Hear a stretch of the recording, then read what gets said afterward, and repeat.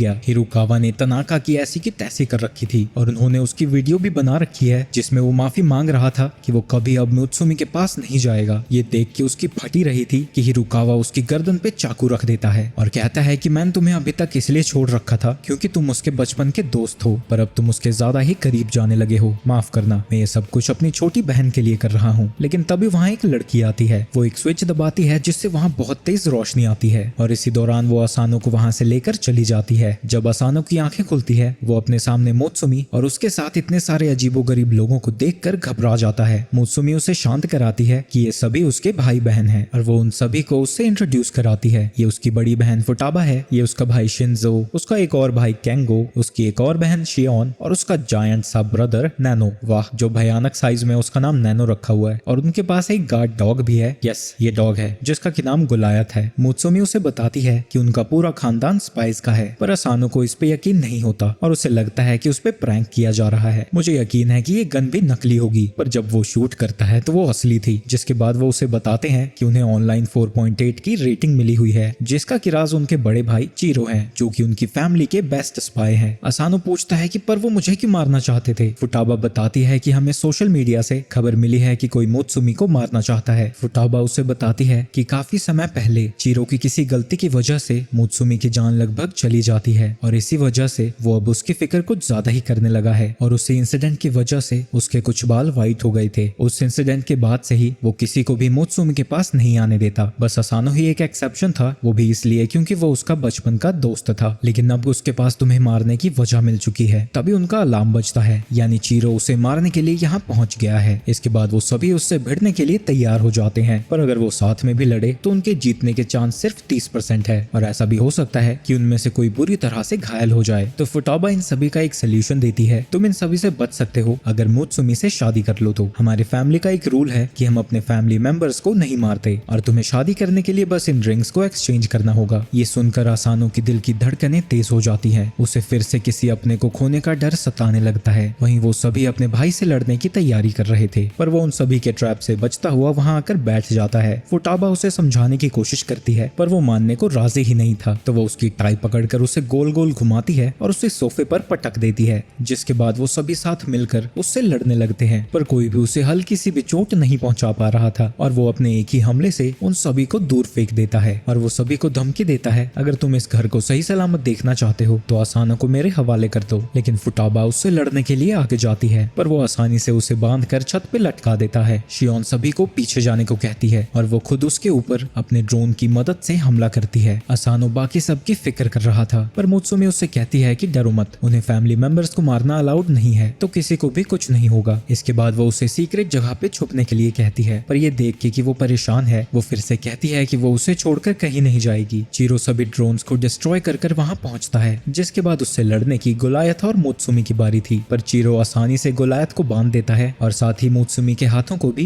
बांध देता है। पर वो असल में मुत्सुमी नहीं केंगो था, जो कि अपना रूप बदल सकता है। वहीं ये सारी चीजें असानो छुपकर देख रहा था, जिसके बाद चीरो समझ जाता है मुत्सुमी ने असानो का भेष बना रखा है। मुत्सुमी उसे असानो को अकेला छोड़ने को कहती है क्योंकि वो उसे कभी नुकसान नहीं पहुंचा सकता। चीरो कहता है कि ठीक है, पर वो आगे कहता है कि मुत्सुमी अब घर से बाहर नहीं निकल सकती और वो उसके आसपास के सभी लोगों को खत्म कर देगा ताकि कोई भी उसे नुकसान ना पहुंचा पाए। और वो खुद को उसे स्टैब करने देता है और कहता है कि तुम्हें बचाने के लिए मैं अपनी जान भी खतरे में डाल सकता हूँ। वो उसकी शर्तों को मानने ही वाली थी कि असानो वहाँ से बाहर आता है और उसे मुत्सुमी को छोड़ने को कहता है। चीरो उसे अपने फैमिली मैटर से दूर रहने को कहता है, जिसके बाद असानो उससे पूछता है बिया हो गया तुम्हारा, जिसके बाद मुत्सुमी उसकी तरफ अपनी रिंग फेंक देती है। पर जैसे ही असानो उसे पकड़ने जाता है, चीरो अपने जालों से उसे रोक देता है, पर उसके हाथों के बंधे होने के बावजूद भी वो उस अंगूठी को पकड़ लेता है, जिसकी वजह से उसके हाथ जगह जगह से कट जाते हैं। और वो याद करती है कि कैसे मुत्सुमी ने हमेशा से ही उसका ख्याल रखा है और वो चीरो की वजह से उसे और दुख पहुंचता हुआ नहीं देख सकता था। इसके बाद उनका खानदान वहां आता है और वो देखते हैं कि असानो ने वो रिंग पहन ली है और वो वादा करता है कि वो हमेशा मुत्सुमी को प्रोटेक्ट करेगा। जिसके बाद रात को असानो अपनी शादी के बारे में ही सोच रहा था। ऑब्वियसली शादी की वजह से चीरो बिल्कुल खुश नहीं था। इसके बाद जब सुबह उसकी आंख खुलती है, वो देखता है कि चीरो फिर से उसके सामने चाकू लेकर खड़ा था। अबे साले बख्श दे यार, क्या कर रहा है? चीरो कहता है अरे जीजा जी, ये तो हमारे फैमिली ट्रेडिशंस हैं, हम ऐसे ही जगाते हैं। और वो कहता है कि ये तुम्हारी ट्रेनिंग का भी हिस्सा है, एक स्पाई सोते हुए भी हमेशा चौकन्ना रहता है। इसके बाद वो उसकी ट्रेनिंग को शुरू कर देता है। वहीं उसके चिल्लाने चिल्लाने की आवाज मुत्सुमी तक पहुंचती है और जब वो ऊपर जाती है वो देखती है कि चीरो असानो को योगा करा रहा था। चीरो उसे देखकर कहता है, अरे हम तो बस प्रैक्टिस कर रहे थे। ये सुनकर मुत्सुमी को गुस्सा आता है, जो देखकर चीरो रुक जाता है। पर तभी अचानक से वो उन दोनों को लेकर बाहर कूद जाता है, जिसके बाद अचानक से ही उनका पूरा घर बॉम्ब से उड़ जाता है। और बाहर आने के बाद वो बताता है कि घर में किसी ने बॉम्ब प्लांट कर दिया था। इसके बाद वो सभी कार में बैठे थे, जहाँ की चीरो को शिंजो रिपोर्ट देता है कि बॉम्ब घर के किचन में प्लांट किया गया था, यानी वो मुत्सुमी को ही मारना चाहते थे। और उन सभी को पता भी लग गया था कि मुत्सुमी की शादी असानो के साथ हो चुकी है। असानो पूछता है कि पर वो उसे क्यों मारना चाहते हैं। चीरो बताता है कि मुत्सुमी योजाकुरा फैमिली की 10th हेड है और उनकी फैमिली की हिस्ट्री एडो पीरियड्स तक जाती है। उनकी फैमिली में हर कोई किसी न किसी सुपर ह्यूमन एबिलिटीज के साथ पैदा होता है, पर हर जनरेशन में बिना किसी पावर के एक बंदा पैदा होता है और उसे ही फैमिली का हेड बनाया जाता है, क्योंकि उसी में सुपर ह्यूमन जीन्स होते हैं जो कि उनकी स्पाइस की फैमिली को आगे बढ़ा सकते हैं। इसीलिए बाकी सभी फैमिली मेंबर्स